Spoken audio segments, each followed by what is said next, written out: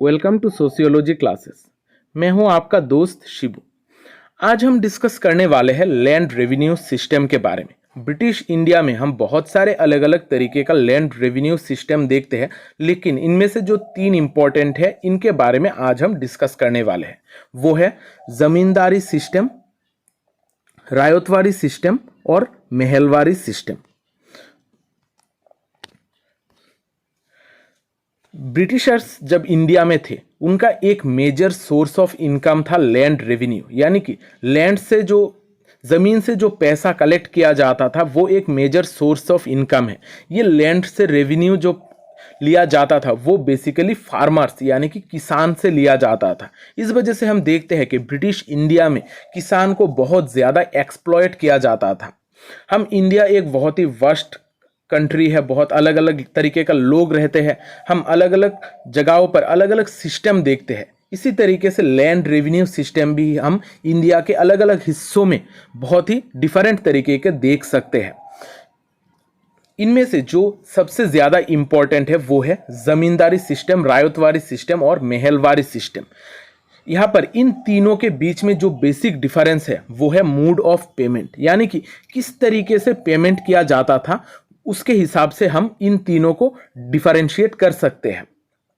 जमींदारी system में जो payment करते थे वो थे जमींदार। रायतवाड़ी सिस्टम में जो किसान यानी कि रायत थे वो डायरेक्टली पेमेंट करते थे। और महलवाड़ी सिस्टम्स में एक विलेज, एंटायर विलेज का एक हेडमैन जाकर उस विलेज का पेमेंट करता था। यहाँ पर अलग अलग तरीके का सिस्टम भी हम यहाँ पर देखते हैं। अब यहाँ पर मैंने एक चार्ट तैयार किया है। इस चार्ट के मदद से आप ये जो लैंड रेवेन्यू सिस्टम है ब्रिटिश पीरियड में, ब्रिटिश इंडिया में, इसके बारे में आप लोग अच्छी तरीके से समझ पाओगे। यहाँ पर जब हम जमींदारी सिस्टम की बात करते हैं, जमींदारी सिस्टम को इंट्रोड्यूस किया था लॉर्ड कॉर्नवालिस ने। उन्होंने 1793 में इसको इंट्रोड्यूस किया था। यहाँ पर बंगाल, बिहार, उड़ीसा और बनारस में इसको इंट्रोड्यूस किया गया था। और यहाँ पर जो ओनरशिप है लैंड का, यानी कि जो ज़मीन है, इसकी टोटल राइट्स दे दी गई थी ज़मींदार्स को। और ये ज़मींदार जो किसान है इनसे पैसे लेकर, पैसे कलेक्ट करके जाकर ब्रिटिशर्स को पे करते थे। फिर हम देखते हैं रायतवाड़ी सिस्टम। रायतवाड़ी सिस्टम को इंट्रोड्यूस किया था थॉमस मनरो ने। यहाँ पर बहुत सारे लोग हैं जिन्होंने रायतवाड़ी सिस्टम को अलग अलग जगहों पर इंट्रोड्यूस किया था, लेकिन थॉमस मनरो जो है इन्होंने इस सिस्टम को बहुत ज़्यादा पॉपुलराइज किया था। और इन्होंने 1920s में इस रायतवाड़ी सिस्टम को इम्प्लीमेंट किया था। यहाँ पर मद्रास, बॉम्बे, ईस्टर्न बंगाल, आसाम और कूर्ग के जगहों पर हम रायतवाड़ी सिस्टम देखते हैं। अब यहाँ पर जो लैंड का राइट था, यानी कि कौन ओनर थे इस जमीन का, यहाँ पर जमीन के ओनर्स थे पीजेंट्स, यानी कि जो किसान, जिनको रायट्स कहा जाता है, यही थे इस जमीन के मालिक। और ये लोग डायरेक्टली ब्रिटिश गवर्नमेंट को टैक्स पे करते थे, यानी कि रेवेन्यू पे करते थे। तीसरी जो सिस्टम है वो है महलवाड़ी सिस्टम। महलवाड़ी सिस्टम में विलेज को महल में बांट दिया जाता था। यहाँ पर इस महलवाड़ी सिस्टम को इंट्रोड्यूस किया था विलियम बेंटिक ने 1833 में। ये हम देखते हैं नॉर्थ वेस्ट प्रोविंस में, कुछ सेंट्रल इंडिया के पार्ट में, पंजाब, गंगेटिक प्लेन, इन सारे एरियाज में हम महलवाड़ी सिस्टम देख सकते हैं। यहाँ पर जो लैंड ओनरशिप है, यहाँ पर पीजेंट के पास ही लैंड ओनरशिप था, यानी कि जो किसान है उनके पास ही उनकी ज़मीन थी। और यहाँ पर जो विलेज हेडमैन है, जो एक विलेज का हेड होते हैं, वो जाकर बाकी लोगों के रेवेन्यू को लेकर जाकर सरकार को पे करती थी, यानी कि विलेज हेडमैन जाकर सरकार को, ब्रिटिश गवर्नमेंट को रेवेन्यू पे करती थी। यहाँ पर ये जो बेसिक डिफरेंस है ये आप लोगों को याद रखना होगा, क्योंकि लैंड रेवेन्यू सिस्टम में हमें दिक्कत यही आती है कि कौन पे करता है, कौन सी जगहों पर इसको देखा गया है, किन्होंने इनको इंट्रोड्यूस किया है। इस तरीके का क्वेश्चन ही एग्जाम में आता है। तो इस चार्ट को आप लोगों को थोड़ी केयरफुली समझना होगा और अच्छी तरीके से याद कर लेना होगा, तो आपका ज़्यादातर जो प्रॉब्लम है वो खत्म हो जाएगी। अब यहाँ पर एक पिक्चर है, यहाँ पर इंडिया का मैप है, जहाँ से हम थोड़ा अच्छी तरीके से अंदाज़ा लगाकर कौन सी जगह पर किस तरीके का रेवेन्यू सिस्टम आया है और किस वजह से आया है, इसको हम थोड़ा समझने की कोशिश करते हैं। जब हम बंगाल, बिहार, उड़ीसा इन जगहों की बात करते हैं, यहाँ पर पहले से ही जमींदार थे, यानी कि जमींदारी जो सिस्टम थी वो यहाँ पर पहले से ही थी। इस वजह से ब्रिटिश गवर्नमेंट में जमींदारी सिस्टम को इंट्रोड्यूस किया था परमानेंट सेटलमेंट एग्रीमेंट के द्वारा। यहाँ पर बंगाल, बिहार, उड़ीसा इन सारे जगहों पर जमींदारी सिस्टम को इंट्रोड्यूस किया गया था और जमींदार्स को टोटल पावर दे दिया गया था इन लैंड के रिगार्डिंग, और ये जमींदार्स टैक्स को कलेक्ट करते थे और ब्रिटिश गवर्नमेंट को पे करते थे, और इनमें से एक हिस्सा जमींदार्स को भी मिलती थी। फिर जब हम साउथ इंडिया की बात करते हैं, खासकर बॉम्बे, मद्रास, इन सारे एरिया पर जमींदार पहले से नहीं थी। इस वजह से ब्रिटिश गवर्नमेंट को एक दूसरी तरीके का लैंड रेवेन्यू सिस्टम इंप्लीमेंट करना पड़ा, वो था रायतवाड़ी सिस्टम। रायत यानी कि पीजेंट, यहाँ पर डायरेक्टली किसानों से टैक्स लिया जाता था। जो ब्रिटिश ऑफिशियल्स थे वो लोग डायरेक्टली किसानों से टैक्स यहाँ से कलेक्ट करते थे। फिर जब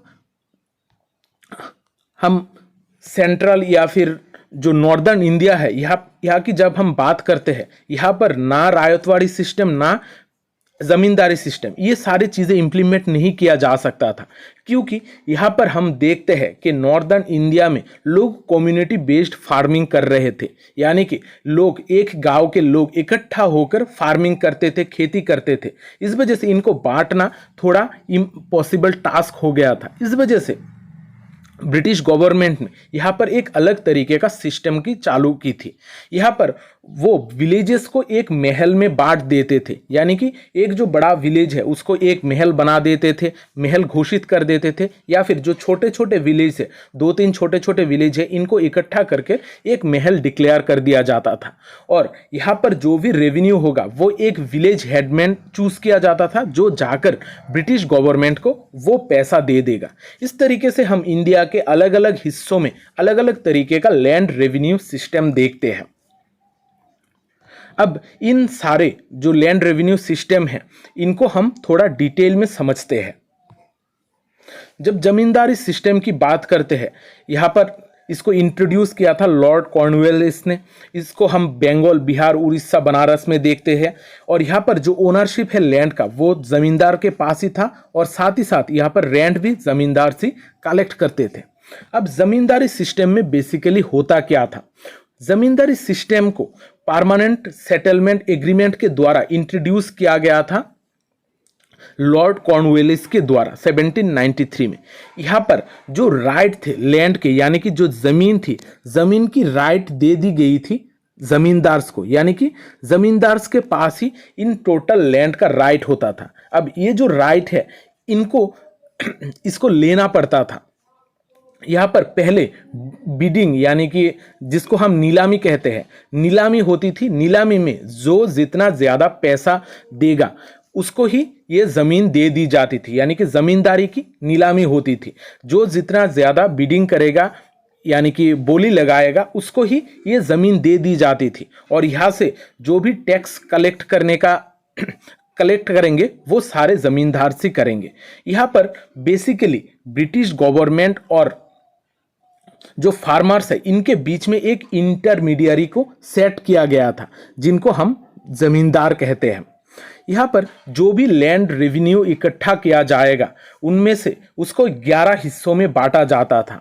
11 हिस्सों में से 10 हिस्सा होता था ब्रिटिशर्स का, और जो एक हिस्सा है वो होता था जमींदार्स का। इस वजह से जमींदार ज़्यादा से ज़्यादा कोशिश करते थे रेवेन्यू कलेक्ट करने में।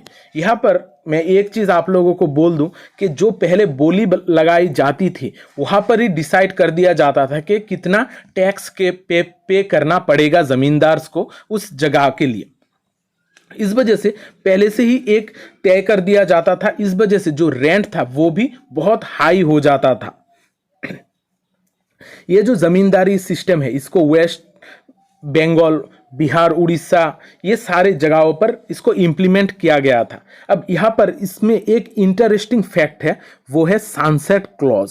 सनसेट क्लॉज यहाँ पर इम्प्लीमेंट किया गया था जमींदारी सिस्टम में, यानी कि एक पर्टिकुलर डेट पे जमींदार्स को इस रेवेन्यू को कलेक्ट करके देना पड़ता था सनसेट से पहले। अगर ऐसा नहीं किया गया तो ये जो जमींदारी है ये वापस नीलाम कर दी जाएगी और किसी एक दूसरे को मालिक बना दिया जाएगा जो ज्यादा बोली लगाएगा। इस तरीके से जमींदारी सिस्टम में टैक्स कलेक्ट करना थोड़ा दिक्कत हो गई थी और साथ ही साथ जमींदार के लिए भी थोड़ा प्रॉब्लमेटिक बन गया था। अब ये जो जमींदारी सिस्टम है इसको इंट्रोड्यूस किया गया था परमानेंट सेटलमेंट एग्रीमेंट के द्वारा। अब परमानेंट सेटलमेंट एग्रीमेंट में क्या बोला गया था? यहां पर बोला गया था कि जो जमींदार है उनको ही इस लैंड का परमानेंट ओनर बना दिया जाता था, यानी कि जो भी राइट्स है टोटल राइट्स जमींदार को प्रोवाइड किया जाता था। और इस परमानेंट सेटलमेंट के हिसाब से 89% रेवेन्यू ब्रिटिश गवर्नमेंट के पास होगी और 11% जो रेवेन्यू है वो जमींदार को मिलेगी। यहां पर अपने अपने लैंड में जमींदार को इंडिपेंडेंट छोड़ दिया जाता था, यानी कि यहां पर वो किस तरीके से कलेक्ट करेंगे लोगों से रेवेन्यू, इसमें उनको इंडिपेंडेंसी दिया जाता था। इस वजह से ज्यादा रेवेन्यू कलेक्ट करने की कोशिश करते थे जमींदार, जिसके वजह से जो किसान थे उनको बहुत ज्यादा एक्सप्लॉयट किया जाता था। अब ये जो जमींदारी सिस्टम है इसमें बहुत सारे अलग अलग तरीके का इश्यूज है हर किसी के लिए। जो कल्टीवेटर्स है यानी कि जो किसान है इनको बहुत ज्यादा पैसा पे करना पड़ता था। ये बहुत ही एक ऑपरेसिव और एक्सप्लॉयटेटिव एक सिस्टम बन चुका था, जहां पर किसानों के पास अपनी जमीन का राइट भी नहीं था, लेकिन जमींदार को पैसे बहुत ज्यादा पे करना पड़ता था। फिर यहाँ पर जो जमींदार थे उनके लिए भी थोड़ा प्रॉब्लमेटिक सिचुएशन था, क्योंकि उनको पहले ही बोली लगानी पड़ती थी कि वो कितना पैसा कलेक्ट करके देंगे। यहाँ पर कोई भी नेचुरल कैलामिटी आए उनको वो टैक्स पे करना पड़ता था। इस वजह से वहाँ पर जमींदार के लिए भी डिफिकल्ट हो गया था ये टैक्स को पे करना, जिसके वजह से बहुत सारे जमींदार ऐसे थे जो ये टैक्स नहीं पे कर पाते थे और उनको अपनी जमींदारी से हटा दिया जाता था। यहाँ पर जो ब्रिटिशर्स थे उनके लिए भी थोड़ा प्रॉब्लम बन चुका था ये जमींदारी सिस्टम।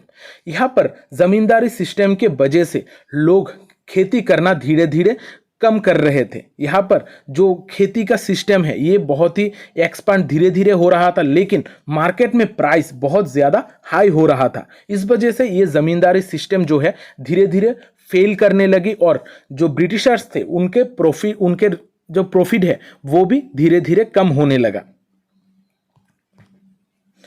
अब देखते हैं रायतवाड़ी सिस्टम के बारे में। रायतवाड़ी सिस्टम को इंट्रोड्यूस किया था सर थॉमस मनरो ने 1820 में।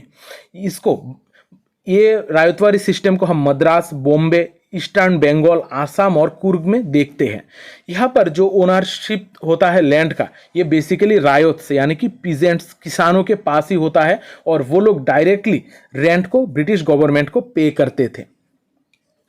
अब इस रायतवाड़ी सिस्टम को सिर्फ थॉमस मुनरो ने नहीं, इसके साथ साथ अलेक्जेंडर रीड ने भी इसको इंट्रोड्यूस किया था। इस सिस्टम को पॉपुलराइज ज़्यादा किया था थॉमस मनरो ने।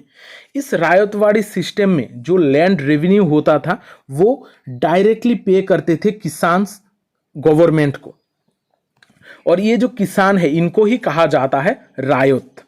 और इन किसानों के पास अपनी जगहों को लेकर फुल राइट दी गई थी, यानी कि उनके पास ही उनकी जगह रहती है। यहाँ पर वो सेल करेंगे या फिर ट्रांसफ़र करेंगे या फिर किसी को लीज देंगे, इन सारे चीज़ों के लिए उनके खुद के पास ही, किसानों के पास ही इन सारे लैंड्स का राइट होता था। ये थोड़ा ज़मींदारी सिस्टम से थोड़ा और बेहतर सिस्टम था रायतवाड़ी सिस्टम। यहाँ पर जब तक कोई रायत यानी कि जब किसान टैक्स जब तक पे करता रहेगा तब तक उसके पास उसका लैंड रहेगा। जब वो टैक्स पे करना बंद कर देगा तो ये गवर्नमेंट की ज़मीन हो जाएगी। यहाँ पर हम तमिलनाडु, महाराष्ट्र, ईस्ट पंजाब, कुर्ग, आसाम, इन सारे जगहों पर ये रायतवाड़ी सिस्टम देखते हैं। अब इसका सबसे बड़ा फ़ायदा क्या था? इस रायतवाड़ी सिस्टम का जो सबसे बड़ा एडवांटेज है वो है मिडिल मैन का एलिमिनेशन, यानी कि जो जमींदार से इनको एलिमिनेट किया गया था, जिसके वजह से ऑपरेशन थोड़ा कम होता था इस सिस्टम में। अब इस रायतवाड़ी सिस्टम में भी बहुत सारे प्रॉब्लम्स थी। जो ब्रिटिश ऑफिशियल्स थे वो बहुत ज़्यादा यहाँ पर अपना हुकूमत दिखाने लगे थे। यहाँ पर कोई सुपरविजन इतना ज़्यादा नहीं था। इनएडिक्वेट सुपरविजन के वजह से यहाँ पर जो ऑफिशियल्स थे उनका पावर बहुत ज़्यादा हो गया था और वो बहुत ज़्यादा एक्सप्लॉइट करने की कोशिश कर रहे थे। यहाँ पर इस रायतवाड़ी सिस्टम में कोई ज़मींदार ना होने की वजह से बहुत टाइम ऐसा देखा गया है कि लोगों को कर्ज लेना पड़ता था महाजन या फिर मनी लेंडर्स से, यानी कि जो भी लोग पैसे देते हैं सूद लेकर, इस तरीके का लोन्स लोगों को लेना पड़ रहा था, क्योंकि ब्रिटिश ऑफिशियल्स जो थे वो लोग उनके अमाउंट का रेवेन्यू कलेक्ट कर रहे थे। आप लोगों ने फिल्मों में देखा ही होगा कि लोग जो ब्रिटिशर्स थे वो लगान वसूलते थे, अगर नहीं दे पाए तो उनके जमीन हड़प ली जाती थी। इस तरीके का सिचुएशन आ गया था जिसके वजह से लोग महाजन या फिर मनी लेंडर्स से पैसे लेकर ये ब्रिटिशर्स को देते थे। इस वजह से जो मनी लेंडर्स और महाजन्स है उनको बहुत ज़्यादा प्रॉफिट होने लगा। इसके वजह से भी जो किसान थे वो लोन में बहुत ज़्यादा दबने लगे थे। अब देखते हैं महलवारी सिस्टम के बारे में। महलवारी सिस्टम को इंट्रोड्यूस किया था विलियम बेंटिक ने 1833 में। ये north east province, central India, Punjab, Gangetic plain, ये सारे एरियाज में इसको इंट्रोड्यूस किया था। यहाँ पर जो लैंड का राइट था वो किसानों के पास ही था और यहाँ पर जो विलेज हेडमैन थे वो जाकर टैक्स को पे करते थे ब्रिटिश गवर्नमेंट के पास। अब महलवाड़ी सिस्टम में देखा गया है कि महलवाड़ी सिस्टम में जो गांव है, विलेजेस है, उनको महल में डिवाइड कर दिया जाता था। यानी कि यहाँ पर जो विलेज थी उसको एक महल घोषित कर दिया जाता था, या फिर जो छोटे छोटे बहुत सारे गांव है उनको इकट्ठा करके एक महल बना दिया जाता था और यहाँ पर एक विलेज हेडमैन को रखा जाता था जो जाकर इन सारे लोगों से पैसे कलेक्ट करके ब्रिटिश गवर्नमेंट को पे करेगा। इस सिस्टम को ही कहा जाता है महलवारी सिस्टम। महलवारी सिस्टम को पॉपुलराइज किया था विलियम बेंटिक ने, लेकिन इसको सबसे पहले इसको इंट्रोड्यूस किया था हॉल्ट मैकेंजी ने। लेकिन इस चीज को, इस महलवारी सिस्टम को ज्यादा पॉपुलराइज किया था विलियम बेंटिक ने। अब इस महलवारी सिस्टम में हम एक अलग तरीके का लैंड रेवेन्यू सिस्टम देखते हैं, जहां पर पूरी की पूरी गांव को एक साथ इकट्ठा पे करना पड़ता था लैंड रेवेन्यू। यहाँ पर जो एंटायर विलेज है उसको महल में बांट दिया जाता था जो इकट्ठा होकर लैंड रेवेन्यू पे करेंगे। अब यहाँ पर महलवारी सिस्टम में इसको पीरियोडिकली रिवाइज किया जाता था, यानी कि जो टैक्स का अमाउंट है ये टाइम टू टाइम रिवाइज किया जाता था ताकि सिचुएशन के हिसाब से इसको चेंज किया जा सके। यहाँ पर महलवारी सिस्टम मध्य प्रदेश, पंजाब, ये सारे जगहों पर हम देखते हैं। साथ ही साथ बहुत सारे और एरियाज है जहां पर महलवाड़ी सिस्टम को इंट्रोड्यूस किया गया था। अब महलवाड़ी सिस्टम में दिक्कत क्या थी? यहाँ पर जब महलवाड़ी सिस्टम को इंट्रोड्यूस किया गया था एक सर्वे के दौरान किया गया था, लेकिन ये जो सर्वे था ये थोड़ा फॉल्टी एजम्पशन के बेसिस पे था, यानी कि इतना ज़्यादा बेहतर तरीके से सर्वे ना कर ही ये महलवाड़ी सिस्टम को इंट्रोड्यूस किया गया था, जिसके वजह से यहाँ पर मैनिपुलेशन और करप्शन के चांसेस भी बहुत ज़्यादा थे। यहाँ पर इस महलवाड़ी सिस्टम से ब्रिटिश गवर्नमेंट्स को इतना ज़्यादा फायदा नहीं हो रहा था। इसके वजह से ये जो महलवाड़ी सिस्टम है ये भी धीरे धीरे एक फेल्यूर ही बनता गया। तो आज के क्लास में हमने ज़मींदारी सिस्टम, रायतवाड़ी सिस्टम और महलवाड़ी सिस्टम के बारे में डिटेल में समझा है। आशा करता हूँ आप लोगों की जो भी दिक्कत है वो सारे दिक्कत आज सॉल्व हो गई है। तो अगर वीडियो को अच्छा लगा है तो चैनल को सब्सक्राइब कर देना और वीडियो को लाइक और शेयर ज़रूर करना, क्योंकि शेयरिंग इज़ केयरिंग। मिलते हैं अगली क्लास में, तब तक अच्छे रहिए, स्वस्थ रहिए और लोगों में प्यार बांटते रहिए। जय हिंद।